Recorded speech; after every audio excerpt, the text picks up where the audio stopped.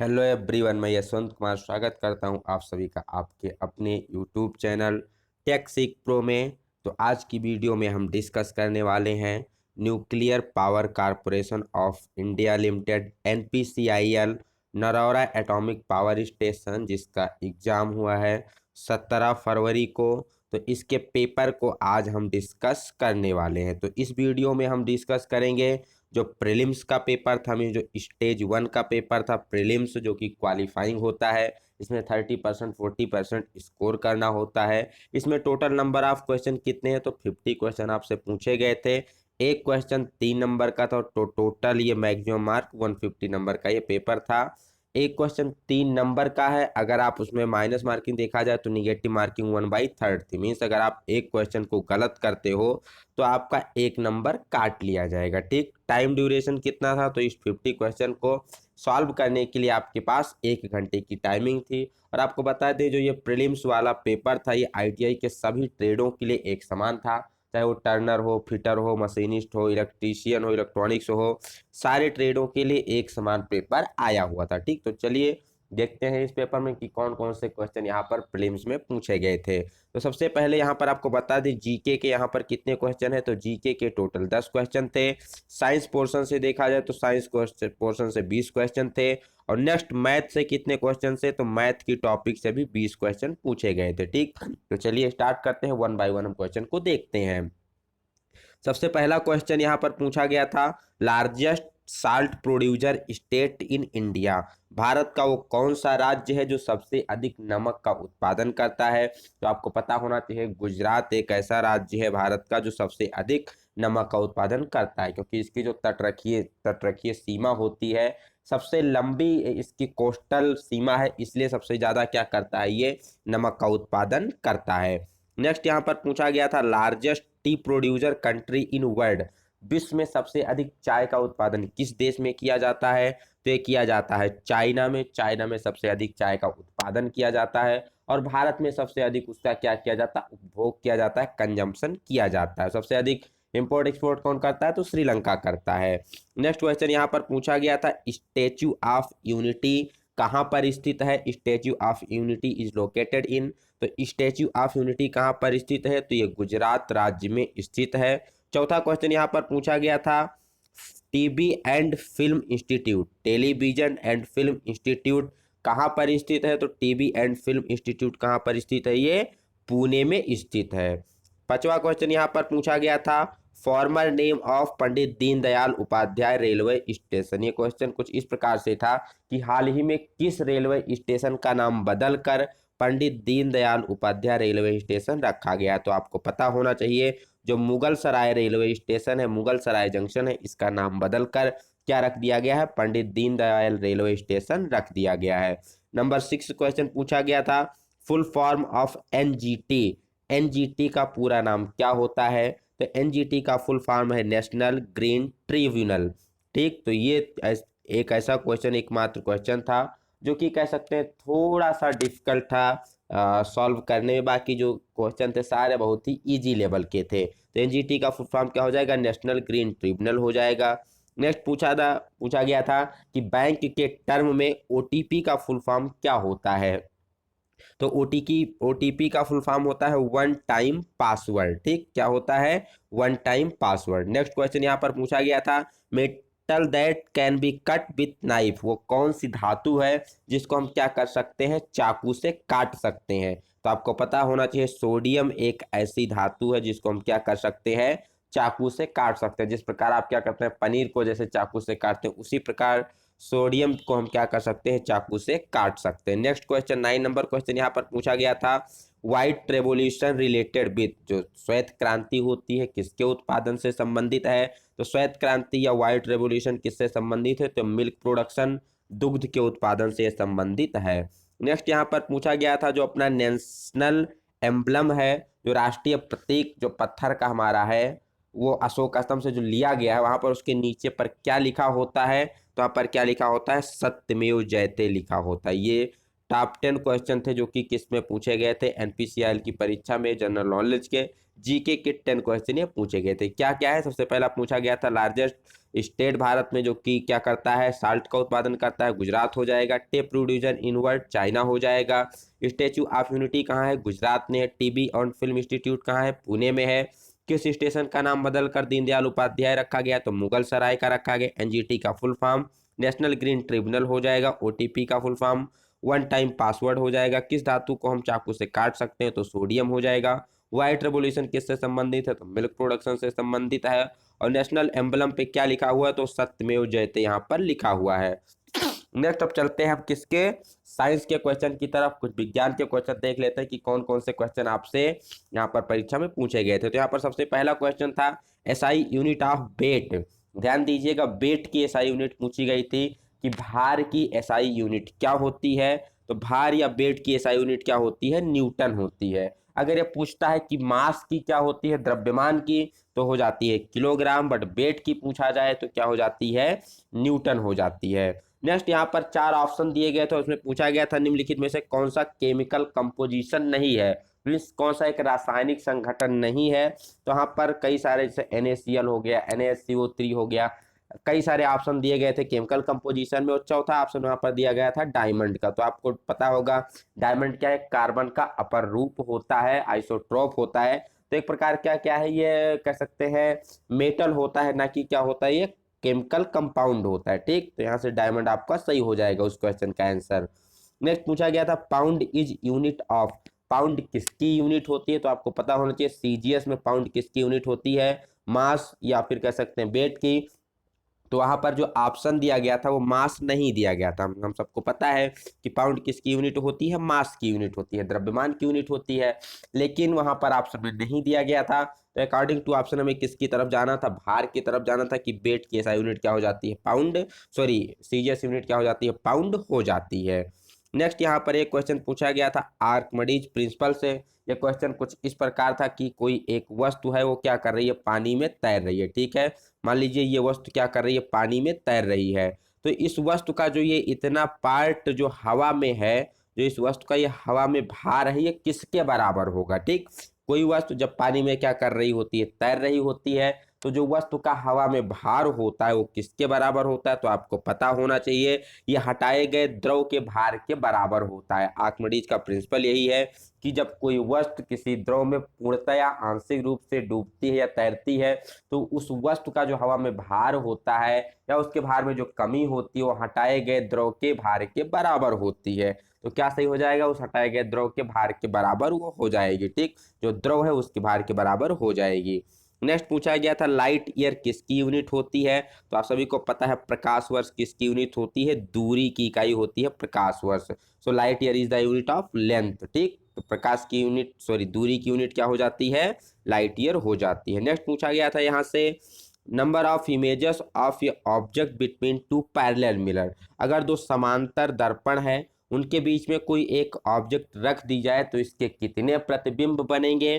तो यह सिंपल सा निकालने का फार्मूला होता है 360 डिग्री बाई थीटा। तो यहाँ पर दो दर्पण क्या है, आपस में पैरेलल हैं, समानांतर है, तो यहाँ पर थीटा की वैल्यू क्या हो जाएगी, 0 डिग्री हो जाएगी। और जब किसी भी संख्या को हम क्या करते हैं, 0 से डिवाइड करते हैं, तो इसकी वैल्यू क्या आती है, इनफाइनाइट आती है।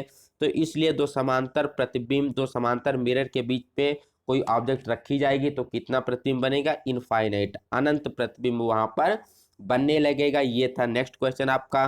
चलते हैं 17 नंबर क्वेश्चन की तरफ। तो वहां पर पूछा गया था 17 नंबर क्वेश्चन में the ideal range of sound for human ear, जो मानव कान होता है वो कितनी हर्ट तक की ध्वनि को क्या कर सकता है, सुन सकता है, श्रव्य रेंज क्या होती है। तो आपको पता होना चाहिए कि हमारा कान कितने तक की ध्वनि को सुन सकता है, वो 20 हर्ट से लेकर के 20 किलो हर्ट तक की तीव्रता वाली ध्वनि को हम आसानी से सुन सकते हैं। ये क्वेश्चन था। नेक्स्ट पूछा गया था निम्नलिखित में से कौन सी साउंड की प्रॉपर्टी नहीं होती। तो यहाँ पर 4 ऑप्शन दिए गए थे, जैसे अपवर्तन, प्रावर्तन और एक कोई ऑप्शन था, चौथा ऑप्शन वहां दिया गया था फोटो वोल्टोइक इफेक्ट। तो आपको पता होना चाहिए जो भी सोलर सेल पर जो भी जितने भी इंस्ट्रूमेंट वर्क करते हैं सोलर इफेक्ट पर, जो भी आपके सोलर सेल वगैरह है, सोलर कुकल है, सोलर बैटरी है, जो भी सूर्य ऊर्जा पर वर्क करते हो उनका सिद्धांत क्या होता है, तो फोटो वोल्टोइक इफेक्ट होता है। तो किसका इफेक्ट है ये, लाइट का इफेक्ट है, ना कि ये किसका इफेक्ट है, साउंड की प्रॉपर्टी होती है। ठीक, तो यहाँ से हमारा क्वेश्चन आंसर सही हो जाएगा फोटोवोल्टेइक इफेक्ट। नेक्स्ट क्वेश्चन की बात की जाए, heat of sun travels by, सूर्य के द्वारा हमें ऊष्मा प्राप्त होती है, वो किस माध्यम के द्वारा पृथ्वी तक पहुंचती है, सूर्य की ऊष्मा पृथ्वी तक किस माध्यम के द्वारा आती है, ये क्वेश्चन पूछा गया था। तो किसके द्वारा आती है, रेडिएशन विकिरण के माध्यम से क्या होती है, सूर्य की ऊष्मा पृथ्वी तक पहुंचती है। नेक्स्ट क्वेश्चन था, हर्ट किसकी यूनिट होती है, तो हर्ट किसकी यूनिट होती है, फ्रीक्वेंसी, आवृत्ति की यूनिट क्या होती है, हर्ट होती है। नेक्स्ट पूछा गया था, hardest form of carbon, carbon का सबसे कठोरतम रूप क्या होता है, तो ये डायमंड होता है। हीरा क्या होता है, कार्बन का सबसे हार्डेस्ट फॉर्म होता है।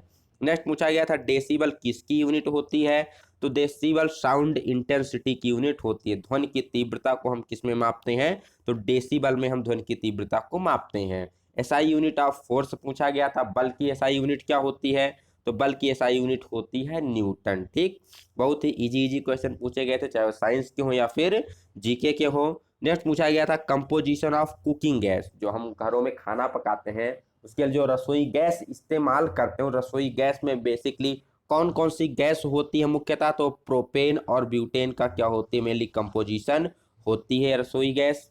नेक्स्ट पूछा गया था, जो बादल हमें तैरते हुए प्रतीत होते हैं, clouds floating is due to, हमें आसमान में बादल तैरते हुए प्रतीत होते हैं कुछ इस प्रकार से, तो ये किसका इफेक्ट होता है, किस कारण होते हैं, वहां पर अपवर्तन, परावर्तन, मारीच का। और एक चौथा ऑप्शन दिया गया था, स्पीड ऑफ ईयर, ठीक, कि वायु की गति के कारण। तो आपका ऑप्शन सही हो जाएगा कि जो हमें बादल तैरते हुए प्रतीत होते हैं ये किसके कारण होते हैं, वायु की गति के कारण क्या होते हैं, तैरते हुए प्रतीत होते हैं। नेक्स्ट पूछा गया था, कोई एक बहुत ऊंची सी इमारत है, अब इस इमारत को आकाशीय बिजली से बचाने के लिए जो हम इसके ऊपर एक इंस्ट्रूमेंट लगाते हैं जिसे क्या कहा जाता है, उसे तड़ित चालक के नाम से जाना जाता है।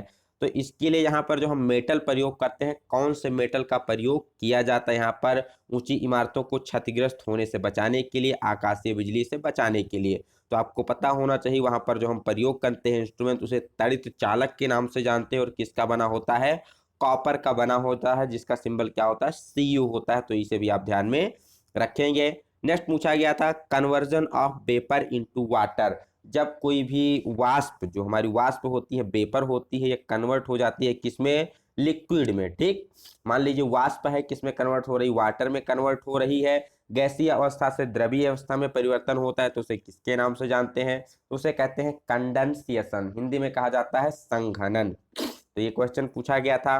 नेक्स्ट पूछा गया था, एसिड इन लेमन, जो नींबू में कौन सा अम्ल पाया जाता है, तो आप सभी को पता होगा नींबू में कौन सा अम्ल पाया जाता है, सिट्रिक एसिड नींबू में पाया जाता है। नेक्स्ट 29 नंबर क्वेश्चन यहाँ पर पूछा गया था, water drops are round due to, जो पानी की बूंदें होती हैं, वर्षा की बूंदें होती हैं, गोलाकार प्रतीत होती हैं, गोलाकार होती हैं, तो किसके कारण होती हैं, तो यहाँ पर कौन सी प्रॉपर्टी लागू होती है, सरफेस टेंशन, पृष्ठ तनाव के कारण जो वर्षा की बूंदें, पानी की बूंदें होती है, किस आकार की होती हैं, गोलाकार होती हैं। तो ये 19 क्वेश्चन थे जो साइंस में पूछे गए थे। 20वां नंबर वाला क्वेश्चन मुझे याद नहीं आ रहा क्योंकि पेपर कितने तारीख को हुआ था, ये हमारा पेपर 17 तारीख को हुआ था और आज हम वीडियो बना रहे 21 तारीख को। तो यहाँ बीच में 4 दिन गैप हो गया मुझे ट्रेवल करने में, अपने निर्धारित स्थान तक पहुंचने में, तो इसलिए एक क्वेश्चन मुझसे मिस हो गया, याद नहीं आ रहा कि यहाँ पर क्या पूछा गया था। आप लोगों में से जिन लोगों ने भी पेपर दिया है एनपीसीआईएल का, कमेंट करके जरूर बता देंगे कि एक और कौन सा क्वेश्चन था जो एग्जाम में पूछा गया था। ठीक है, चलते हैं मैथमेटिक्स के क्वेश्चन को देख लेते हैं कि क्या क्या पूछे गए थे। सबसे पहला क्वेश्चन यहाँ पर पूछा गया था, 20 प्लस ब्रैकेट में 90 डिवाइड बाई 2, इसका उत्तर क्या हो जाएगा। तो बहुत ही इजी क्वेश्चन था। सबसे पहले हम ब्रैकेट को हल करते हैं, तो ब्रैकेट में हमारे 90 डिवाइड बाई 2 है, तो 90 को 2 से डिवाइड करेंगे तो कितना आ जाएगा, 45 आ जाएगा। 45 में हम 20 को ऐड करेंगे तो टोटल कितना आ जाएगा, 65 आंसर हो जाएगा। तो ये बहुत सिंपल सा क्वेश्चन पूछा गया था। नेक्स्ट यहाँ क्वेश्चन पूछा गया था कि 1, 4, 9, 16, 23, 25 और 36, इसमें से आपको विषम छांटना है। ठीक, इसमें से कौन सी एक ऐसी संख्या है जो बेमेल है, जो इस सीरीज के साथ मेल नहीं खाते, कह सकते हैं कौन सी इसमें गलत है। तो अगर आप देखें तो 1 का स्क्वायर 1, 2 का स्क्वायर 4, 3 का स्क्वायर 9, 4 का स्क्वायर 16, 5 का स्क्वायर 25, 6 का स्क्वायर 36। तो यहाँ पर 23 एक ऐसी संख्या है जो कि किसी का परफेक्ट स्क्वायर नहीं है, बाकी संख्या किसी ना किसी का क्या है, परफेक्ट स्क्वायर है। तो यहाँ से क्या सही हो जाएगा हमारा, 23 आंसर सही हो जाएगा। बढ़ते हैं नेक्स्ट क्वेश्चन की तरफ। नेक्स्ट पूछा गया था फाइंड द एवरेज ऑफ 0 0 4 10 5 5। 0 0 4 10 5 5 का औसत क्या होगा? तो औसत करने के लिए हम क्या करते हैं, सभी संख्याओं को जोड़ देते हैं और जितनी भी संख्याएं होती है उससे हम क्या करते हैं, डिवाइड कर देते हैं। तो इन संख्याओं को जोड़ेंगे तो टोटल कितना आ जाएगा, 25 आ जाएगा। टोटल 24 आ जाएगा। टोटल संख्याएं कितनी अच्छे हैं, तो 24 को जब हम 6 से डिवाइड करेंगे तो टोटल कितना आ जाएगा, 4 निकल के आ जाएगा। तो इसका एवरेज कितना हो जाएगा, 4 हो जाएगा। नेक्स्ट यहाँ पर पूछा गया था find the average of first 5 even number. प्रथम 5 सम संख्याओं का औसत क्या होगा? तो प्रथम 5 सम संख्या आपको पता ही है क्या है, 2 4 6 8 10 होती हैं। सम संख्याएं जो कि 2 की मल्टीपल में होती हैं या 2 से पूर्णतः डिवाइड हो जाती हैं। तो 2 4 6 8 10 जब इसको आप जोड़ेंगे तो यहाँ पर कितना हो जाएगा, तो 2 4 6 6 12 8 20 10 30। तो टोटल कितना हो जाएगा, 30 हो जाएगा। 30 को नंबर आप संख्या 5 से डिवाइड करोगे तो कितना निकल के आ जाएगा, 6 निकल के आ जाएगा। तो प्रथम 5 सम संख्याओं का औसत कितना होता है, 6 होता है। ठीक, बढ़ते हैं नेक्स्ट क्वेश्चन की तरफ। तो यहाँ पर दिया गया था 73 86 बराबर क्वेश्चन मार्क प्लस 32 18। तो सिंपल इसमें क्या करना था, आपको घटाना आता है कि नहीं आता, वो केवल यही चेक कर रहे थे। तो 73 86 में से 32 18 को आपको माइनस करना था। तो टोटल कितना आ जाएगा, 41 68 निकल के आ जाएगा, जो कि आपका सही आंसर हो जाएगा। नेक्स्ट क्वेश्चन पूछा गया था 36 नंबर का time between 10:30 AM to 2:30 PM। सुबह के 10:30 से लेकर के दोपहर 2:30 के बीच में टोटल कितना समय अंतराल होता है? तो अगर आप देखें 10:30 से 2:30 के बीच में टोटल कितना होता है, 4 घंटा होता है। लेकिन आपको ऑप्शन में 4 घंटा कहीं नहीं दिया गया था, यहाँ पर सी नंबर ऑप्शन में दिया गया था 240 मिनट। तो आपको सभी को पता है कि 1 घंटे में कितने मिनट होते हैं, 60 मिनट होते हैं। तो 4 घंटे में 240 मिनट हो जाएंगे, जो कि आपका ऑप्शन नंबर वहां पर सी सही था इस क्वेश्चन का। नेक्स्ट पूछा गया था if the sum of two number is 75 and their difference is 25 find out the product of this two number. Means दो संख्याओं का अगर दो संख्याओं का योग कितना है, 75 है, और उनका अंतर कितना है, 25 है। तो उनका गुणनफल आपको निकालना। तो आपको पता है कि जब हम 50 और 25 को जोड़ते हैं तो कितना आता है, 75 आता है। और 50 में से 25 को माइनस करते हैं तो कितना हो जाता है, 25 हो जाता है। तो यहाँ पर सिंपली आपको 50 और 25 का मल्टीप्लाई करना था। टोटल कितना हो जाएगा, 1250 हो जाएगा। ठीक, तो ये आपको नेक्स्ट क्वेश्चन में फाइंड आउट करना था। देखते हैं next question 38 number find out the right property. यहाँ पर 4 प्रॉपर्टीज दी गई थी संख्याओं के बारे में।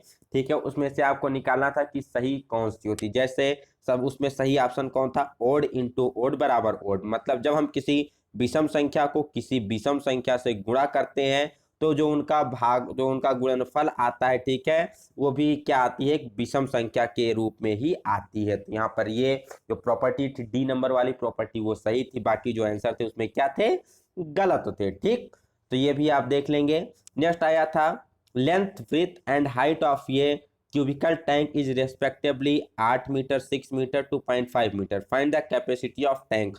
कोई एक क्यूबिकल घन के आकार का क्या है, टैंक है, जिसकी लंबाई 8 मीटर, चौड़ाई 6 मीटर और उसकी ऊंचाई 2.5 मीटर है। तो उसके अंदर कितना पानी स्टोर किया जा सकता है, ये आपको निकालना था। तो सबसे पहले हम क्या करेंगे, टैंक का वॉल्यूम निकाल लेंगे। वॉल्यूम के लिए हाइट, विड्थ और लेंथ को क्या करना है, आपस में मल्टीप्लाई करना है। इन तीनों को गुणा करोगे तो कितना आएगा, 120 मीटर क्यूब निकल के आ जाएगा।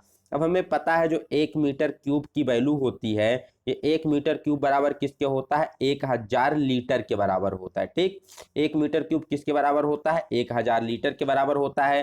तो 120 को हम 1000 से गुणा करेंगे तो कितना आ जाएगा, 12 12 के बाद 4 जीरो। ठीक, तो ये आपका सही आंसर हो जाएगा। ठीक, सिंपल क्वेश्चन थे, बहुत ही इजी क्वेश्चन पूछे गए थे एनपीसीआईएल के पेपर में। नेक्स्ट यहाँ पर पूछा गया था area of a right angle triangle is 81 centimetre. If the base of triangle is 9 centimetre then find out height of a triangle. कोई एक क्या है, समकोण त्रिभुज है। अब समकोण त्रिभुज का जो एरिया है आपको क्षेत्रफल 81 सेंटीमीटर स्क्वायर दिया गया है। अब कह रहा है अगर इसकी बेस कितना है, बेस 9 है, तो इसका हाइट कितना हो जाएगा, आपको इस हाइट की वैल्यू को निकालना था। तो सिंपली क्या है, आपको पता है कि जब भी हम किसी भी त्रिभुज का क्षेत्रफल निकालते हैं तो त्रिभुज का क्षेत्रफल बराबर क्या होता है, 1/2 आधार गुणे ऊंचाई। तो त्रिभुज का क्षेत्रफल कितना है, 81 है, 1/2 को वैसे रखेंगे, आधार 9 गुणे हाइट को h मान लेते हैं। तो यहाँ 9 से 81 कैंसिल होकर कितना आ गया, 9 आ गया। अब यहाँ जो 2 इधर बटा में इधर मल्टीप्लाई करेंगे तो क्या हो जाएगा, 9 दूनी 18 हो जाएगा। तो टोटल हाइट कितनी निकल के यहाँ से आ जाएगी, 18 सेंटीमीटर हाइट निकल के आ जाएगी। नेक्स्ट क्वेश्चन की बात की जाए 41 number, angle between minute and hour hand at 8:30।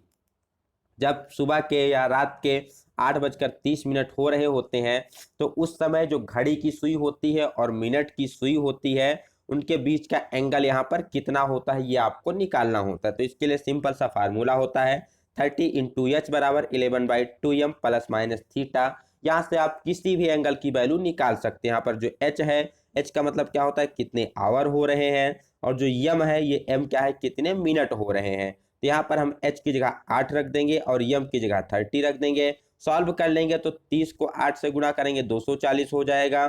ठीक है, फिर 30 को 2 से कैंसिल करेंगे 15 आ जाएगा। 15 को 11 से मल्टीप्लाई करेंगे 165 हो जाएगा। इधर लेके जाएंगे माइनस करेंगे तो टोटल कितना निकल के आ जाएगा, 75 डिग्री निकल के आ जाएगा। ठीक, तो यहाँ पर 8:30 पर एंगल कितना होता है, तो 75 डिग्री एंगल होता है मिनट हैंड और आवर हैंड के बीच में। नेक्स्ट यहाँ पर क्वेश्चन दिया गया था 394 को हमें 113 से मल्टीप्लाई करना था। तो बहुत ही इजीली आप कर सकते थे। टोटल मल्टीप्लाई करेंगे तो 44,552 यहाँ पर आपको निकल के मिल जाएगा। नेक्स्ट, निम्नलिखित में से कौन सा गलत टर्म है। ठीक है, 3, 5, 11, 14, 17, 21। ठीक, इनमें से कौन सा गलत है या कह सकते हैं कौन सा ऑड है इसमें से। तो अगर आप देख पा रहे होंगे तो 14 को छोड़कर बाकी सभी संख्याएं क्या है, विषम है। और 14 एक ऐसी अकेली संख्या है जो कि क्या है, सम संख्या है। तो इसलिए हमारा इस क्वेश्चन का आंसर क्या हो जाएगा, 14 हो जाएगा। नेक्स्ट पूछा गया था 90 391 को 37 से डिवाइड करने पर कितना आएगा। तो जब 90 391 को 37 से डिवाइड किया जाएगा तो 2443 निकल के आ जाएगा। सिंपली आपको इसमें क्या करना था, डिवाइड कर देना था। जैसा कि आप देख पा रहे हैं यहाँ पर एक क्वेश्चन आपको मल्टीप्लाई का दिया गया है, एक माइनस का दिया गया है, एक यहाँ पर आपको डिवाइड का दिया गया है, और एडिशन तो आपका हो ही रहा है। तो सिंपल इसमें जोड़ घटाव गुणा भाग आप लोगों से पूछा गया था। नेक्स्ट पूछा गया था वैल्यू ऑफ 1/0.04। तो सिंपल सी बात है, जब आप नीचे 2 अंक के बाद दशमलव है, इस दशमलव को हटाएंगे तो ऊपर क्या हो जाएगा, 2 जीरो यहाँ पर एक के बाद बढ़ जाएगा। तो 100 को 4 से डिवाइड करने पर टोटल आंसर कितना आ जाएगा, 25 आ जाएगा। इसे भी आप इजीली कर सकते हैं। नेक्स्ट पूछा गया था प्राइस ऑफ 250 ग्राम ओनियन। यहाँ पर दिया गया था कि 250 ग्राम प्याज का दाम कितना है, 60 रुपए है। तो 200 ग्राम प्याज का दाम कितना हो जाएगा। बेसिकली उसने 250 ग्राम ना देखिए कहा था 1 पाव केजी। ठीक है, मीन्स जो 1 क्वार्टर होता है, पाव केजी प्याज है वो 60 रुपए में मिलता है। तो 200 ग्राम प्याज कितने में मिलेगा। तो आपको पता है 250 कहा जाए या पाव केजी कहा जाए, ये 1 किलो का कौन सा भाग होता है, चौथा भाग होता है। तो 1/4 की वैल्यू कितनी दी गई, 60 दी गई है। तो 1 की वैल्यू निकालने के लिए हम 4 से 60 को मल्टीप्लाई कर देंगे तो 240 निकल के आ जाएगा। कि मीन्स 1 किलोग्राम की वैल्यू क्या है, 240 किलोग्राम। हमें निकालना कितना है, 200 ग्राम का। तो 200 ग्राम क्या होता है, किलो का 5वां भाग होता है। तो इसके लिए हम क्या करेंगे, 240 को 5 से डिवाइड कर देंगे, उत्तर निकल के आ जाएगा 48 रुपए। ठीक, तो इसे भी आप इजिली कर सकते हैं। आशा है कि आप लोगों ने सही किया होगा। Next 47 number question, angle travelled by hour hand between 8 AM to 2 PM। घड़ी की सुई, ठीक है, 8 बजे से लेकर के, ठीक, मतलब 8 AM 2 PM, ये AM और PM आप मत देखिएगा, ये एक ही टाइम दिया गया था। चाहे 8 AM से 2 PM ले लो, ठीक है, या 8 PM से 2 AM ले लो, कोई भी ले लो। AM PM मतलब दोनों बदला रहेगा। 8 बजे से लेकर के 2 बजे के बीच में जो हमारी घंटे वाली सुई होती है कितना एंगल ट्रेवल करती है। तो हमें पता है कि जब टोटल यहाँ पर एक सर्किल में कितना एंगल बनता है, 360 डिग्री बनता है। और जो घंटे वाली सुई होती है जब इसको पूरा एक बार ट्रेवल करती है तो कितना टाइम तय करती है, ये 12 घंटे तय करती है। तो मीन्स 12 घंटे तय करने में कितना टोटल एंगल ट्रेवल करती है, 360 डिग्री। तो अगर हम 360 को 12 से डिवाइड करें तो कितना आ जाएगा, 30 डिग्री आ जाएगा। मीन्स 1 घंटे में जो घंटे वाली सुई होती है कितना कोण बनाती है, 30 डिग्री का एंगल यहाँ पर बनाती है। तो अगर देखा जाए 8 बजे से लेकर 2 बजे के बीच में टाइम कितना हो जाएगा, तो 6 घंटे टोटल टाइम हो जाएगा। 8 4 12 और 12 और 2 मतलब 2 हो जाएगा। टोटल 6 घंटे निकल के आ जाएंगे। तो 1 घंटे में कोण कितना बनाती है, 30 डिग्री बनाती है। तो 6 घंटे में कोण कितना बनाएगी, 180 डिग्री का एंगल बनाएगी। चलते हैं नेक्स्ट क्वेश्चन की तरफ। नेक्स्ट क्वेश्चन पूछा गया था कोई एक ट्रेन है जो 12:20 पर स्टार्ट होती है आफ्टरनून में, ये अगले दिन अपने डेस्टिनेशन पर 10:45 सुबह को पहुंचती है। तो इसके द्वारा तय की गई टोटल दूरी कितनी, टोटल टाइम कितने समय तक इसने ट्रेवल किया, ठीक, कितने समय तक इस ट्रेन ने यात्रा की, या कह सकते हैं उस डेस्टिनेशन पे पहुंचने में ट्रेन को टोटल कितना समय लगा। तो आपको निकालना है सिंपल सा कि 12:20 जो पीएम है उससे लेकर के अगले दिन 10:45 एएम के बीच में टोटल कितना टाइम हो जाएगा। तो ये 22 घंटे 25 मिनट निकल के आ जाएगा। इसको इजीली आप देख सकते हैं। नेक्स्ट पूछा गया था इन ये फॉक, एक झुंड में, बेसिकली यहाँ है ना कि मुर्गा दिया गया था कि एक झुंड में कुछ मुर्गे हैं और कुछ कुत्ते हैं, ठीक। अब अगर बात की जाए सिरों की संख्या उनकी कितनी है, 90 है, और पैरों की संख्या कितनी है, 248 है। तो उस झुंड में कितने टोटल वहां पर आपके मुर्गे हैं, ठीक। तो हम मान लेते हैं कि डॉग की संख्या क्या है, यक्स है, हैन या कह लीजिए कॉक कह लीजिए, उनकी संख्या क्या है, वाई है। हमें पता है कि चाहे कुत्ता हो या फिर मुर्गा हो, दोनों के कितने सर होते हैं, एक एक सर होते हैं, ठीक है। तो अगर हम कुत्ते के सर को और मुर्गे के सर को जोड़ दें तो टोटल कितना हो जाएगा, 90 के बराबर हो जाएगा। तो x प्लस वाई हमने क्या लिख दिया, 90 के बराबर लिख दिया। अब दूसरा आपको पता है कि कुत्ते के कितने पैर होते हैं, 4 पैर होते हैं, और मुर्गे के कितने पैर होते हैं, 2 पैर होते हैं। तो अगर हम कुत्ते की संख्या को 4 से मल्टीप्लाई करें और मुर्गे की संख्या को 2 से मल्टीप्लाई करें, दोनों को जोड़ दें, तो किसके बराबर हो जाएगा, 248 के बराबर हो जाएगा। वही हमने लिख दिया है इसको इक्वेशन की फॉर्म में। तो यहाँ से आप 2 को कॉमन ले सकते हैं, 2 को कॉमन लेके 248 को डिवाइड करेंगे 124 आ जाएगा। ब्रैकेट में बचेगा 2x प्लस वाई। अब 2x को हम क्या लिख सकते हैं, x प्लस एक्स लिख सकते हैं, तभी तो 2x होता है। इसको हमने क्यों लिखा, क्योंकि हमें ब्रैकेट में क्या मिल जाएगा, x प्लस वाई मिल जाएगा, और x प्लस वाई की वैल्यू हमें कितनी पता है, 90 पता है। तो यहाँ से जो x की वैल्यू निकल के आती है वो कितनी निकल के आती है, 34 निकल के आती है। मीन्स जो कुत्ते हैं, टोटल कुत्ते कितने वहां पर, 34 कुत्ते हैं। अब यहाँ से जब हम x की वैल्यू पुटअप करेंगे 90, इसे माइनस करेंगे, टोटल कितना निकल के आएगा, 56 निकल के आ जाएगा कि मुर्गों की संख्या कितनी है, 56 है, और कुत्तों की संख्या कितनी है, 34 है। तो इस प्रकार के क्वेश्चन को आप इजीली सॉल्व कर सकते हैं। नेक्स्ट यहाँ पर दिया गया था कि 7 यूनिट की वैल्यू कितनी है, 105 है, तो 58 यूनिट की वैल्यू क्या होगी। एक कुछ इस प्रकार से दिया गया था, कोई एक व्यक्ति है, ठीक है, वो 7 दिनों में क्या करता है, 105 काम करता है, तो 58 दिनों में कितना काम करेगा। तो सिंपली 7 यूनिट की वैल्यू 105 है, एक यूनिट की वैल्यू को निकालने के लिए हम क्या करेंगे, 105 को 7 से डिवाइड करेंगे, तो यहाँ से 15 निकल के आ जाएगा कि एक दिन में कितना काम करेगा, 15 काम करेगा। अब 58 दिन के लिए निकालना है, तो 58 को हम क्या करेंगे, 15 से मल्टीप्लाई कर देंगे, तो टोटल 870 निकल के आ जाएगा। तो ये थे आपके टोटल क्वेश्चन, ठीक है, 50 क्वेश्चन जो कि प्री वाले पेपर में पूछे गए थे। जो सुबह के टाइम में प्रीलिम्स पेपर था जो कि क्वालिफाइंग नेचर का था, उसमें ये 50 क्वेश्चन पूछे गए थे। एक क्वेश्चन केवल साइंस का मिस हुआ है। तो जो लोग पेपर दिए होंगे वो कमेंट बॉक्स में जरूर बताएंगे कि एक और कौन सा क्वेश्चन है जो कि साइंस में पूछा गया था। आपको वीडियो कैसी लगी कमेंट सेक्शन में अपनी राय जरूर दें, और इस वीडियो को ज़्यादा से ज़्यादा अपने फ्रेंड के बीच में शेयर करें, जिससे कि उन्हें पता लग सके कि एनपीसीआईएल में किस प्रकार का इस बार किस प्रकार का पेपर आया था, कौन कौन से क्वेश्चन पूछे गए थे, पेपर का लेवल क्या था, ठीक है, जिससे उन्हें भी अगले एग्जाम को देने जाने में एक मोटिवेशन मिल सके, ठीक। तो नेक्स्ट वीडियो में हम आपको प्रोवाइड करवाएंगे, ये था प्रीलिम्स टेस्ट वाला। नेक्स्ट वीडियो में हम आपको एडवांस टेस्ट का प्रोवाइड करवाएंगे जो ट्रेड थ्योरी के पेपर हुए हैं, कि ट्रेड थ्योरी में किस प्रकार के क्वेश्चन पूछे गए थे, क्वेश्चन का लेवल क्या था, ठीक है। और इस पेपर को देखकर आप बता सकते हैं कि आप मैक्सिमम कितना अटेम्प्ट कर सकते थे, कौन से ऐसे क्वेश्चन जो आपको नहीं आते हैं, तो उसको आप अच्छे से पढ़िएगा, ठीक है। तो कीप इन टच, इस वीडियो को ज़्यादा से ज़्यादा अपने फ्रेंड के बीच शेयर करें। पहली बार वीडियो को देख रहे हैं, चैनल पे हैं, तो चैनल को सब्सक्राइब जरूर करें। तो मिलते हैं नए वीडियो में नई जानकारी के साथ, तब तक के लिए have a good day, best of luck, bye bye सभी को। ध्यान रखिएगा इस वीडियो को ज़्यादा से ज़्यादा शेयर कीजिए, मिनिमम 1 के व्यूज तो पहुंच जाना चाहिए 2 दिन में।